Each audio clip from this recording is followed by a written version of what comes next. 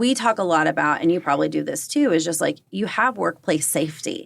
We're allowed to make mistakes. Mistakes can happen here, and that's okay. We have guardrails in place and quality control processes and all those things. But even if that still gets to a client and they're unhappy, you're not going to get fired right away. Right. Like, that's not going to happen. Like, we're going to figure it out. And that's something I see so much. This is The Chris Project, where we discuss mental wellness, self-awareness, and mindset with entrepreneurs and experts. Set your perceived ideas and biases aside, and let's go on our journey for yourself, for your family, for the world.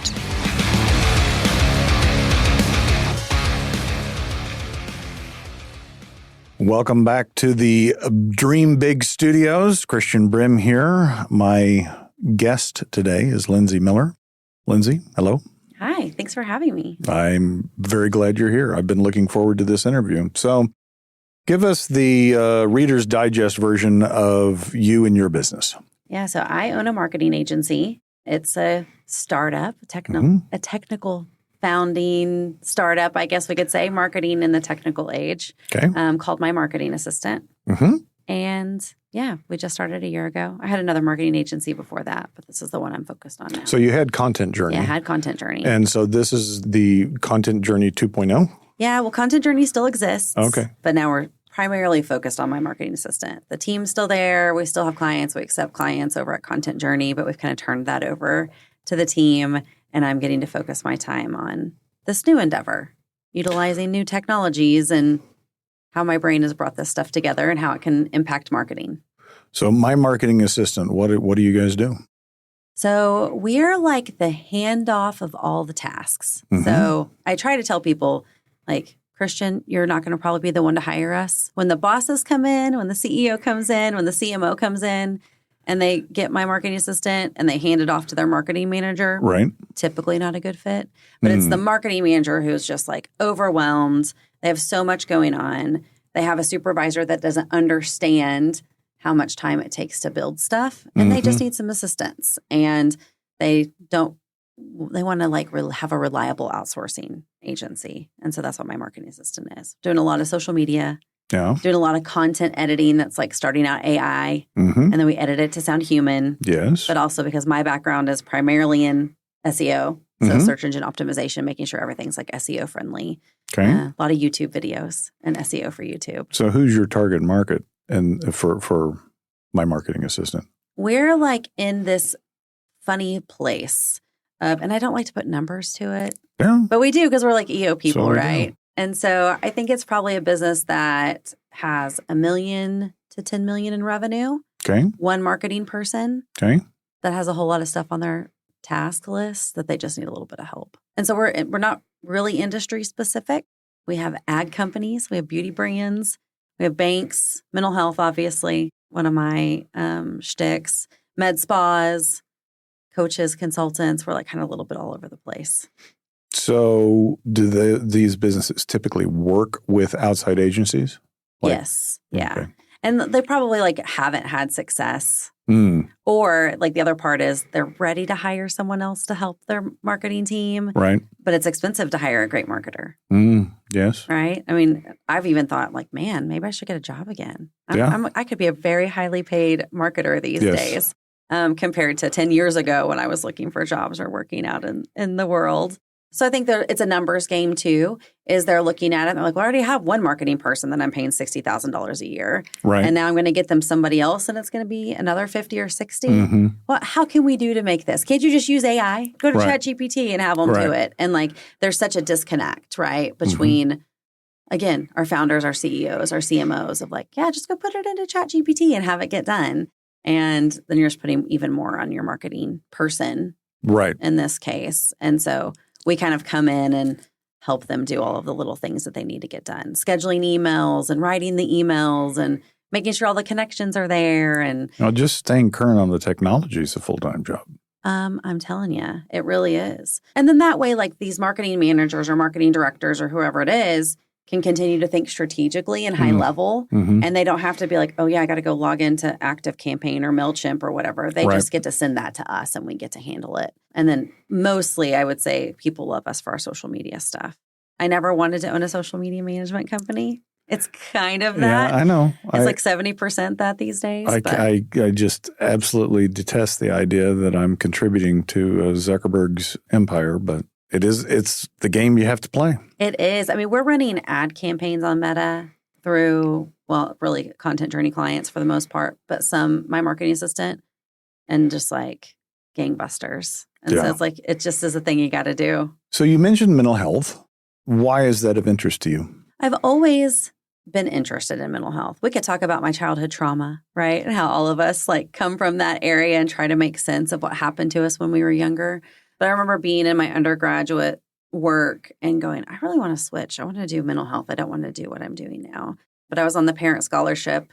And so if I switched majors halfway through, I had to figure it out on my own. I was like, okay, we'll just stay the course. Right. And so it was always something I was interested in, and had the opportunity to go back to graduate school way later in life. And after I started my business, went back to graduate school. Had children. Let's go back to school. Yeah. That sounds like a perfect plan. Right. I got nothing else to do. I have 2 little kids and a business. Let's go ahead and go back to grad school. Yeah, makes perfect sense. I know. Yeah, I've always felt like you have one life to live. And, why not just like go all in? So I'm definitely a 2 feet person. I'm also good at failing and knowing when I don't want to do something anymore and making those pivots. Yes. But so I went back to school and I graduated in 2020 with a degree in clinical mental health counseling. So is there professional licensing that goes along with that? There is. LPC is that path. There's so much more to the story, but Oklahoma changed the laws. So when I started grad school, I could leave and be a 1099 under supervision. Right. And halfway through, well, probably more than that, they switched the laws and you had to be a W-2 employee. That really wasn't going to fit with my life. And so I now just have the master's degree without the licensure. Right. But who knows? I'm still young. Yes. I still have time and may eventually get my credentials. I don't know if this is true. I've always felt like a lot of many mental health professionals get into the space to solve their own problems, to scratch their own itch. Is that the case for you? Absolutely. I think there was a lot of trying to discover why I felt the way I did, like why, like you had the narcissism papers up. Yeah. Like, I'm a child of a narcissist, 100%. Right. And so, and probably why I'm high achieving in the way that I do, start a business and also go to grad school and have 2 kids at home and do all the things. Right. And so, I wanted to make sense of why I was the way that I was. I also had lost my brother 7 years ago.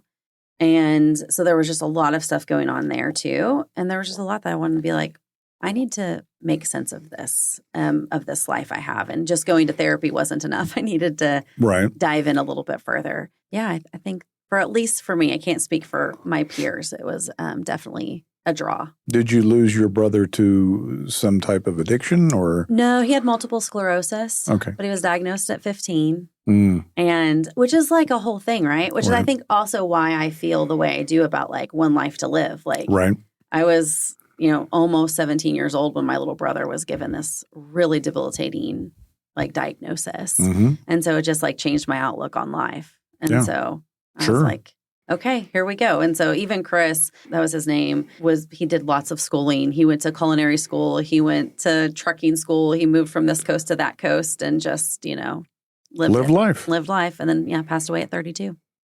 I'm sorry. Yeah, thank you. You said therapy wasn't doing it anymore. What on this side of the education, what do you think you weren't able to achieve through therapy? Wow, Christian. It probably was having my own walls up with my therapist of like, okay, I'm not really getting what I need out of this. I need more answers. But probably also it was like easier to look at someone else and learn about it than it was to work with somebody one-on-one and work on myself at that time. Yeah. Right? So it's like a weird way of being afraid and setting space in between it. Yeah, no, that totally makes sense. And I never really thought about it that way because, therapy is only as good as you let it be, right? And being able to learn about it through observing others rather than yourself does give you a buffer. Absolutely. It's a safe area of like, oh, it's them. You're othering people all the time. It's never me. Right. But my best mentors were like, you got to do your own work. And if you leave here and you haven't done your own work, you don't deserve to be doing client work and helping anybody. And like, that's the truth. And so, but it helped me. It helped me look at other people, see myself in that, and then begin to start doing my own work later. So you finished the degree in 2020, 4 years ago. Yeah. You started Content Journey when? Well, same year, earlier that year. Okay. How has that education impacted how you show up at work, how you do work? Yeah. I am 100% a better leader because of that education than I ever would have been before. Tell me more. Yeah. Just like showing up for team in really wholesome ways, but also understanding life's circumstances, be able to talk people through that interpersonally with team members, like conflict resolution. Oh my gosh, like sign me up for that because it's not fun, but it's kind of fun. Like getting people together that are having these difficulties. And I have the tools now to do that in a really high level capacity. Not just I'm your boss, let's talk this out and work out our issues. Or even like with my kids who are fighting, which is like so similar, isn't it? But like, just like, hey, let's talk this out, hug each other, whatever, and go on your way. You make your employees hug? Oh, I was like, I brought up the kids, right? All right. That's fine if you do. Right. We're mostly remote, so they probably couldn't, even if they wanted to. Hugs. Yeah, virtual hugs. But we do like talk a lot about our personalities and who each of us are showing up as ourselves at work and understanding that. Enneagram is a really nice way of talking about that because there's no like diagnosis there. It's a really positive way of talking through it. And so that has really helped us and helped me, I think, have successful team relationships. Anything about how you approach like decision making? You decided to pivot. Did that training affect how you approach that? Absolutely. And most of that, again, with team. It's so easy just to be like the entrepreneur and be like, I'm going to make all of these decisions and just like go super fast. And you guys catch up? Yeah, exactly. But knowing and leaning into all of their personalities the way that we have, it's like, okay, I know I need to talk to this person this way about this decision. I have to go talk to this other person this other way. Because they need to be like, they're going to receive it differently. Sure. And so those conversations are going to be different. Right. Or how much time it takes for my Enneagram 6s that are out there, right? There's like a lot of fear that's being led there. And so like, how do I talk to them on the team to be like, this is actually going to be a good thing for everybody and get everyone on board. What about you, though? You're talking about how you're managing and leading the team. Yeah. How did, if any, how did it change your approach to the decision to pivot, for instance, or how you dealt with those challenges? I had to think about that for a second. I don't think it changed how I am there at all. Okay. I think it's like still this like entrepreneur brain of like best decisions for the business. How is this going to make money? Like all of that still lives and survives and thrives there in my brain. And so, yeah, I don't think that my schooling pieces impacted my decision-making at all. It just, the after the decision-making is 100% different than it would have been before. Okay. You have a husband that is an entrepreneur as well. I do. What's that like, living with an entrepreneur? Because I've often wondered how my wife feels living with me, a crazy person. What's it like? It's probably more true than any of us realize. Those are some fun studies to look at. So I remember when we first started dating, I had a political consulting business at the time. He had his software business. And he was like, this is so nice having someone that understands it. Because I wasn't giving him a hard time about checking sales every morning as soon as he woke up. Right. I was like looking at his email. I wasn't being like, oh, who are you on the phone with? I'm like, he's just looking at it like, of course, like we both are doing that. And so I think he felt seen and understood. And I did. I got it. I knew that when he was leaving for work trips, that he was really working. And he was going to see a conference room and he was going to see a hotel. It may be in like New York City, but he wasn't really doing something fun. Right. Not really. Right. Whereas I think some of my friends or peers or whatever are like, oh, here you go, Christian. You're off to another cool place. Right. You know, we just got back from Singapore. Right. Corey was in the Singapore Convention Center like the whole time. Right. I got to do cool stuff you got to do all the fun day stuff. long. Right. Like, but that's not his life. Even when it was with Yo, like there still wasn't that much cool stuff outside of the convention pieces. But I think that most people, normal people, regular people, non-entrepreneurial minded, do go, gosh, you're on your phone all the time. You care a whole lot about that. Mm-hmm. You know, what's going on. You have things here that you should be focused on. Yeah. And I think that for us, there's just that level of understanding. Mm-hmm. As we've gotten older, that's changed a little bit more. How so? We've definitely had to talk more about like, okay, we have to leave some of the office stuff at home. Mm-hmm. I mean, or at the office at home. Right. Right. The home office. Yeah. Yeah, that room. Yeah. Especially so like Corey's, so he's post-exit. He sold his business. And then I sort of started my businesses after he sold his. Right. And so there's definitely been times where he's just like a little bit more separated from that. Mm-hmm. And so he'll be like, can we be done with the business talk tonight? Yeah. And that's been a lot of our conversations over the years has been business talk. And I'm like, okay, yeah, you're right. We should talk about something different. Whereas 15 years ago, when we were first dating, we wouldn't have done that. Would have been like all in on the business stuff. Any challenges? I mean, you haven't been married before, so you don't necessarily have a comparison, but any challenges to living or being married to an entrepreneur? Yeah, I think there's definitely this, oh gosh, like my business is my baby. Mm-hmm. His business is his baby. And then we also have two actual babies. Mm-hmm. And so like the juggling of all of those different priorities can sometimes be complicated. And it has to come down to just like so much of like where we're at. Brene Brown does this super fantastic thing where she says like there's no like equality in our relationship. It's like how much do you have to give to this today and like where are you at? And we'd sort of been doing that before we had those fantastic words that she gave as this like great template.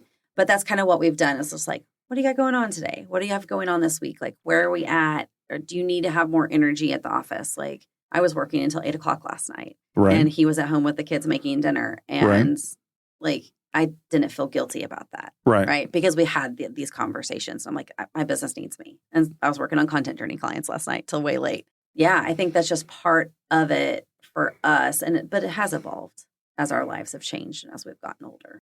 You mentioned That's My Baby, and I don't know if you read that study that, I don't know if that was the parent love one. Yeah. I've wondered if you would get the same results doing an MRI of a female entrepreneur. Mm-hmm. But you used the words, so you said my baby, so we'll go with that. You know, the whole dynamic that you get even with just children, right? Like, so, you know, having favorites or this one's behaving better or more like me or whatever. How do you handle that objectivity of all of your children? I don't know. Not just the real ones, but the imaginary ones. Yeah. You know, I don't know that we do all the time successfully, to be perfectly like honest.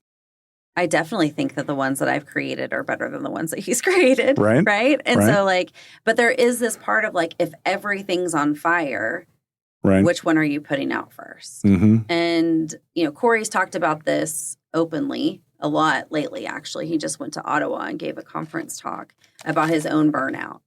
And he had 4 investments, one business he was actively working in, the others that he was, you know, having meetings and was involved. And I only had Content Journey at the time. Mm-hmm. And he was totally done.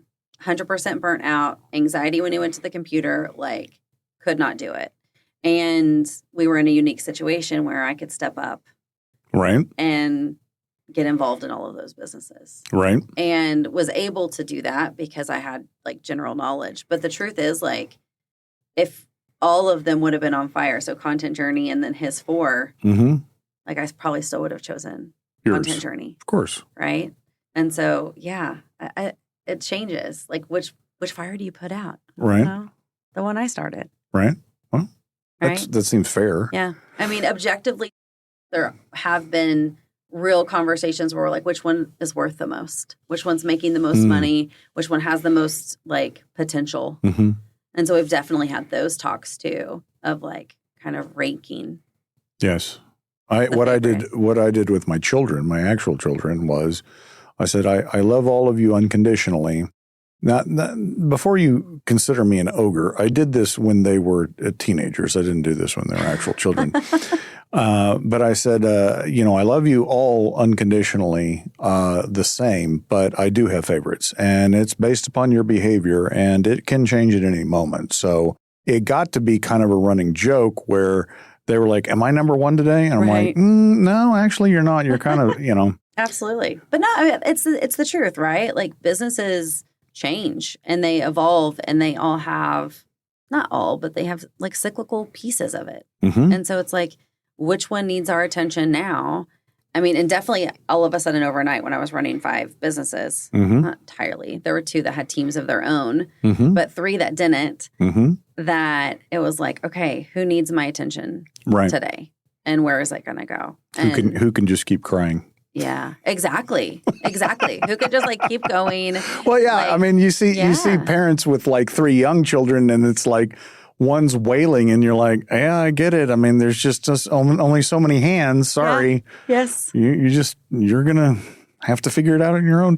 Absolutely. There was somebody I hired at the time. And I remember in the interview being like, there's going to be a lot of fires, like a lot, all the time, every day.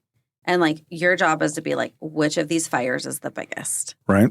And like tackle that first. Right. And I go, and then like, and even have like perspective of like, Lindsay thinks this is the biggest. Do I think this is the biggest fire? And like, and yeah, she's still with me. She's awesome. You didn't run her off? I didn't. Yeah. Although I probably tried, honestly. It was a very nutty time of life.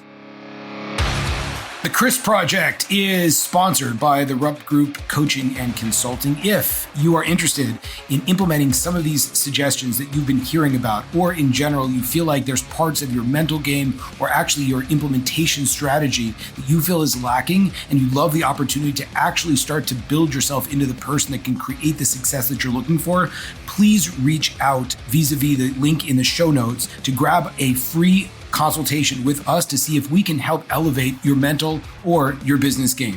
Thank you very much.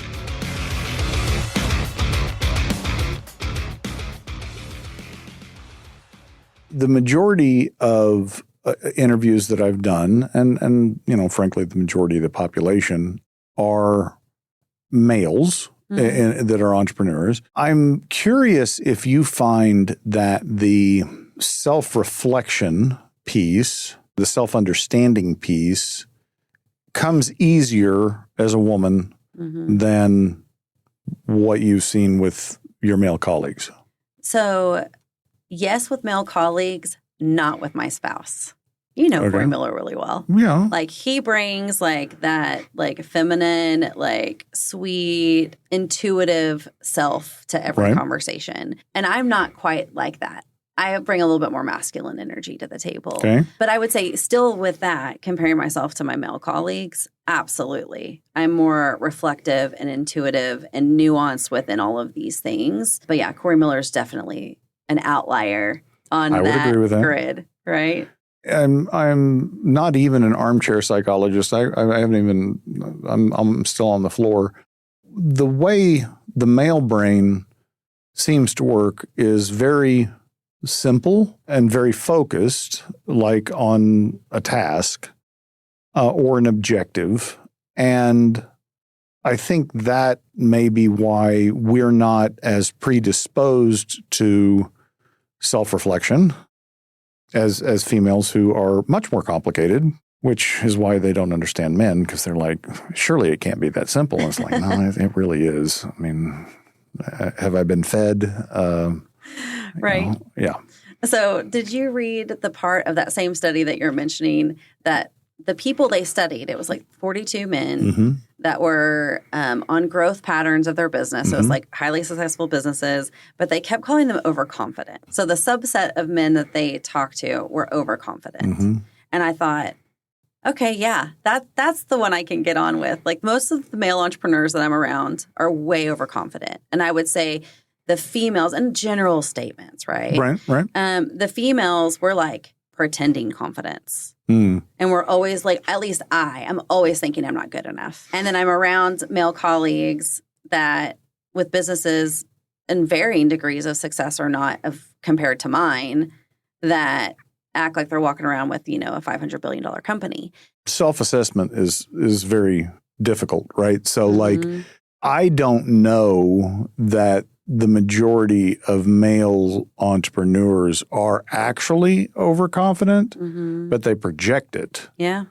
I think the imposter syndrome and the questioning and the self-doubt occurs in men.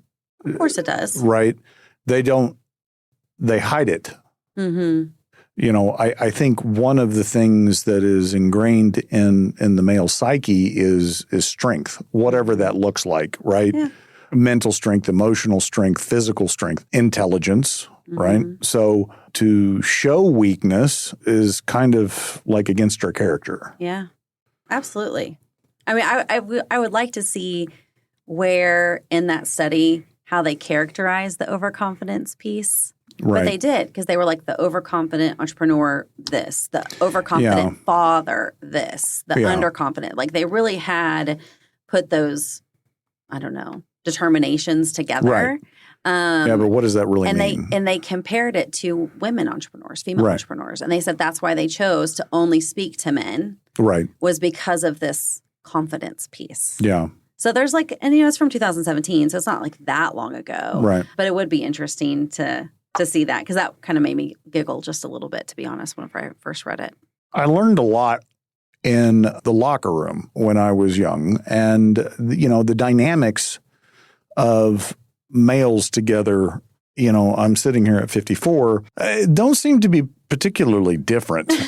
Still a lot of the same dynamics, right? A lot of the same behavior. I think the thing that I really want to encourage people to do is to, you said why I act the way I do or why I feel the way I do. I didn't really start asking those questions until much later in life. And I don't understand necessarily the reticence to not ask those questions, other than just, the aversion of the unknown. Or possibly the avoidance of pain. But what would be the downside of knowing yourself better? Like, right? Yeah. What's the downside? You may not like it, right? That's the fear. That's the fear. That's what holds people back, I think. Yeah. Because even when you do talk to a therapist, right, and you still hold back, it's like, what happens when I get to the end of this? That fear is so debilitating for people that sometimes you aren't even able to be honest with yourself. I think there's this, and I don't know if there's a clinical term, but like this stage where you don't even know that there is an issue. Not that I'm not necessarily even avoiding the fixing it. I'm not even realizing that I have a problem. Right. Absolutely. Well, and we do this too. Like, let's take it back to entrepreneurship. When you are like highly effective at your job. Yes. And you're making money. Yes. And you have a spouse and like everything looks like it's going well. What could possibly be wrong? But then when you start looking at it, you're like, there's some really funny statistics out there, which I can't remember right now, that says like an overwhelming amount of entrepreneurs have some type of mental health diagnosis. Sure. Right? But when you're out there performing. Right. What's anyone going to question it? Right? Well, yeah, and I think, and I talked to Pish on another episode about this, that at least it wasn't my case, and I can see where it would be applicable in a lot of cases. The entrepreneur sees the world as they want it, right? Yeah. And not necessarily as it is, right? And so in a lot of ways, the business becomes a coping mechanism that they make the way they want it, whether that's healthy or not. Right. Absolutely. Well, on the tip of my tongue is this thing that I've heard so many times. I don't think it's mine, but I don't remember where I heard it from.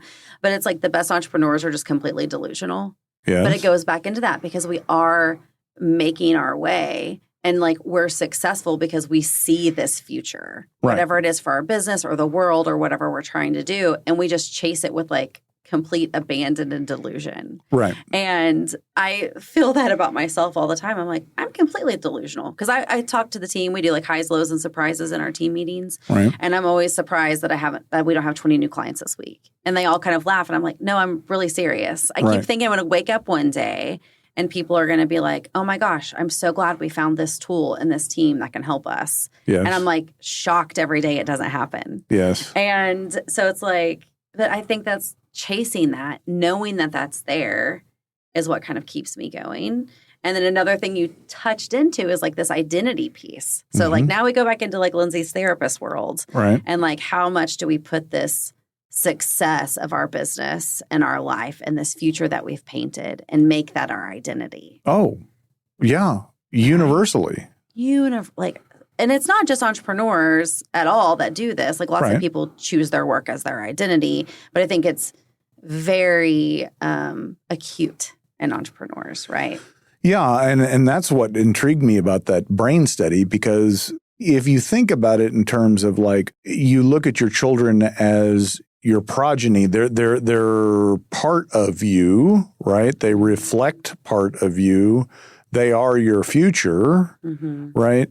And so when they don't perform, it reflects on you, right? If your kid misbehaves in public and you're like, oh God, what kind of parent am I, right? I just had I had a flashback of an incident at Disney World. It was at Disney World all day. We were tired. We get on the bus and my kids sit down and these older adults walk on. And I'm looking at them, waiting for them to stand up. Yeah. And then I have to ask them to stand up. And then they give me grief about it. And I was just fuming about it. That level of emotional intensity, right, where it is your identity, because they were reflecting on me, right, at that point. That goes into the business where, like, if the business does something stupid or fails or embarrasses me, that's me. It's not just the business. Right. Absolutely. It's not market conditions. It's not the economy. It's like I made poor choices and this thing happened. Right. And yeah, so this is interesting. So we started doing this early at Content Journey. And again, like I was raised by a narcissistic father. I worked in politics for 10 years. I'm so sorry. I know, right? I can handle tough criticism. Right. Like it's kind of, I would used to tease. I'm like, no one else could work with this elected official. Like I can handle it. Like it's fine. And so feedback from clients was never something that like touched my heart, never touched my soul. It was like, oh, okay, we missed the mark on that. Like we need to do better. Thank you so much for that feedback. Let's get to it. And early, every person that was working with me was like, but I wrote that. That's my work. It's my project. I worked really hard on that. Right. Like I'm really proud of what I did. And I'm like, we can't be proud of that work. Like, and that's not who you are. Like I shouldn't say that. Like I want you to be proud of what you've done, but that's not you.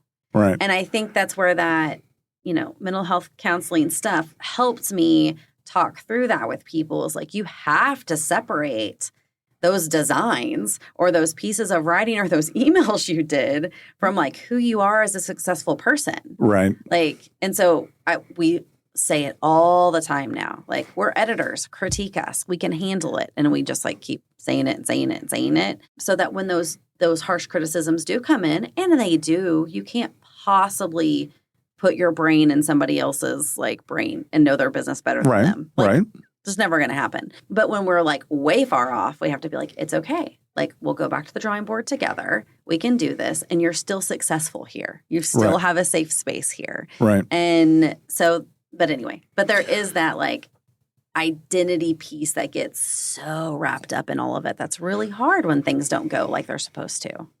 We work with a lot of creatives as clients at Core, and I think for someone who's passionate about what they do, whether they're an entrepreneur or not, it is harder to separate versus I'm just doing a job, or I'm just doing a task, or I'm just doing work. Right. Like, absolutely. I kind of envy those people that they're like, you know what? I don't really give a shit that you didn't like this. I did it the way you told me to do it, you know? Yeah. Which isn't the people we want on our team anyway, right? Like there's this weird balance of like caring, but not getting wrapped up. Right. So what we talk a lot about, and you probably do this too, is just like you have workplace safety. We're allowed to make mistakes. Mistakes can happen here, and that's okay. Right. And we have guardrails in place and quality control processes and all those things. But even if that still gets to a client and they're unhappy, you're not going to get fired right away. Right. Like that's not going to happen. Like we're going to figure it out. And that's something I see so much is like people come in and they're working for me and they're just nervous balls of like all the time because they've just been in some really bad workplaces previously. And so there's a whole lot of creating safety. My marketing director has been with me for 3 years, and she came from a bad work environment where it wasn't safe. And so like it was real hard for her to adapt to letting her be herself, right? Yeah. Like, so you leave, when you work out of a space of fear, you're naturally contracted, right? And so you're not bringing your best. You can't bring your best. Absolutely. But think about how those entrepreneurs are functioning too. If that's the kind of workplace that they're creating, let's go back to the parental love thing. Right. How are they looking at their business? Mm-hmm. Right. And like also how are they looking at their kids? But anyway, but how are they functioning in the world? It doesn't sound like it's very healthy. Again, going back to it's a coping mechanism. It's giving them whatever they need in that moment, but it's not necessarily what they really need. It's right. For a very long time, I had this attitude. Every time I say it, it just feels icky. I even put it to words and came out of my mouth that I can do any job in this business better than anybody else can. Mm-hmm. Right. And therefore, I had a lot of trust issues. And so, because I didn't trust that I would delegate something to somebody and it would be done the way I wanted it. Yeah. Which in reality, it was you would have done it the way I would have done it. Right. Not that it was done well. It was done the way I would have done it. Likewise, there was no reciprocal trust because it was like, well, if I screw up, you're just kind of come in and fix it anyway, right? Absolutely. And I remember feeling like if something was going to happen in the business, it depended upon me to make it happen. And getting to the point where I now lead a team where I help them solve problems rather than doing it the way I would do it, it's completely liberating. I mean, to get to that point of saying, and having that trust of like, okay, that's not the way I would have done it. And that's not necessarily the outcome that I would have expected, but you did a good job. Yeah, absolutely. I feel like, I talked to Kenna about this all the time. She's our content director, and she has a PhD. She's She's a dummy. Right, exactly. Right. I hire the worst of the worst around here. But yeah, she has a PhD in journalism. She was a college professor for almost 20 years and wanted a change. And honestly, she applied to be my assistant, which I quickly was like, this is not going to work. I wasn't ready for a different position here, but like, you're also too good to not have here. Right. And it was like, very early on, I realized I was hiring people way better than me because of her. I mean, like her grammar is 100% on point. Right. Like I don't want to send an email without her looking at it. But I do think it gave me that perspective early on in my business of like, okay, this is kind of cool. Like she can do this and actually do better. I had to teach her how to do other things like marketing. Right. But as far as like writing and precision and interviewing clients and turning it around into something, like it's amazing. Right. Like, she's still with me. I would like be so devastated without her. Right. And I can't jump in and do the things the way that she does now. Yeah. That's the power as a leader, is to understand it's not what you can do. It's what you can motivate, manipulate, whatever you can get others to do, right? That's that's your power as a leader, not what you can do. Right. Bring everyone together and like, let's all go do this thing together. Right. Corey Miller, this something that like, he and I are very different leaders. Like 100%. Like, he's the kind that's like, I love you. We're family. Mm-hmm. And I'm like, I like you a whole lot. We're going to do some cool work together. But like, it works for him. But what he did is he had this motto, make people's lives awesome. Mm-hmm. Like, they were a software company, Mm-hmm. but every day they were making people's lives awesome. And he had this whole thing of how to do it. And they're still connected. Like, they're all still in this like post-iTheme Slack channel of like being there because they were together around this awesome mission of making people's lives awesome, right? They were building tools that made people's lives better. And so I've kind of carried some of that with me too, because it is like, who cares if you have blog posts or emails or lead ads? Like, who, like, really, is that the most important work ever? And it's not. And so we talk a whole lot about like, we want client successes. Like, a new client for us isn't a success. A success is when our clients win. Right. And so like, that's what we kind of rally around. It's also why we've niched so specifically with like clients that we want to work with on the content journey side. Is because we put all of ourselves in to it. And we work really, really hard for people. And so it's like, we want to work for good people doing good work in the world and not the others. So we've, exited people when we found out that like maybe there wasn't a good fit. Right. And turned down those dollars and made some of those hard decisions. But it's kept our team in such a positive capacity. And yeah, made it a good work environment, I think.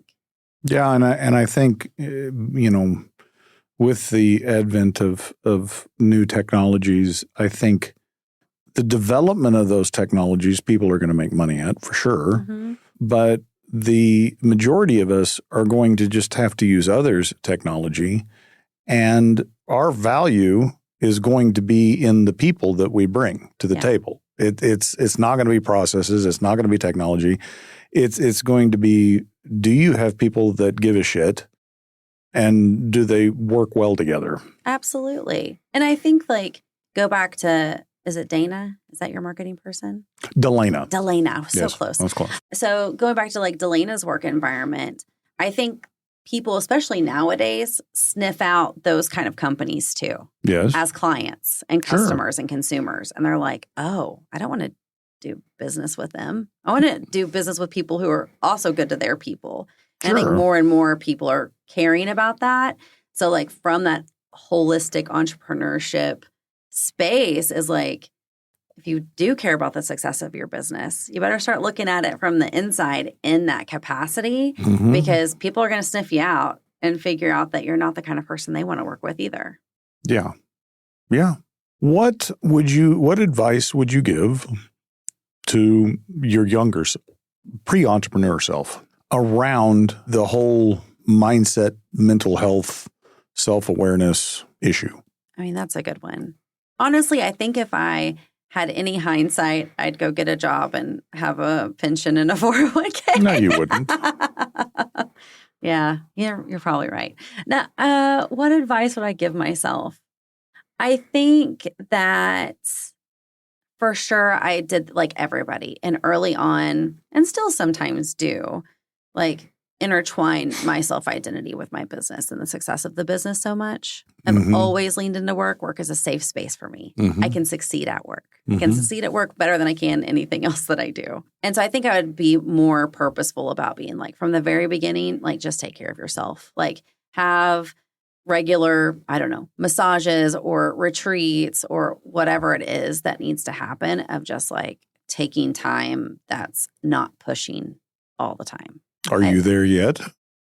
Probably not. I'm very guilty of pushing myself so hard until I get sick and or fall asleep on the couch at like 6 o'clock, which happened last week. So no, I'm not there yet, but I try to be. I'm at least more aware that I need to do it now. Do you understand your motivations for that?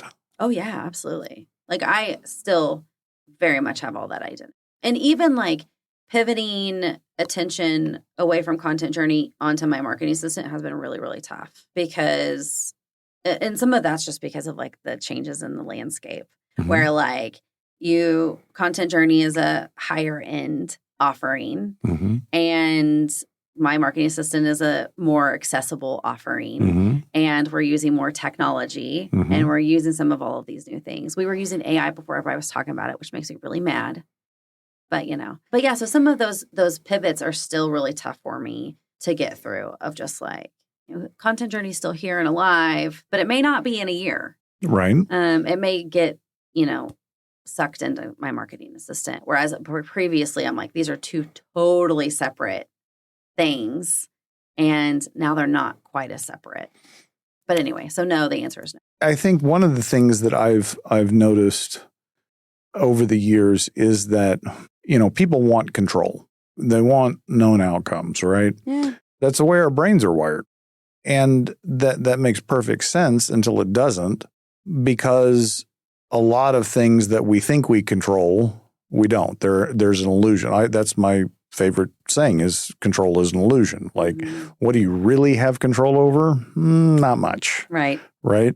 For me, that was kind of a tipping point to say, I don't have control over what I thought I had control over. I thought I did, but in reality, I don't. Yeah. Absolutely. I mean, if we were like in a therapy session, right? That's one of our favorite things to do is like, let's name everything we can control and everything that we can't. And really at the end of the day, like the only thing we can control is our own actions and thoughts and feelings, right? Like our own things, and everything else is like outside of the scope. Yeah, that's good, Christian. What would be your parting thoughts or words on the topic of entrepreneurship? I'll just say mental health, but like understanding that encompasses a lot of things. It really does.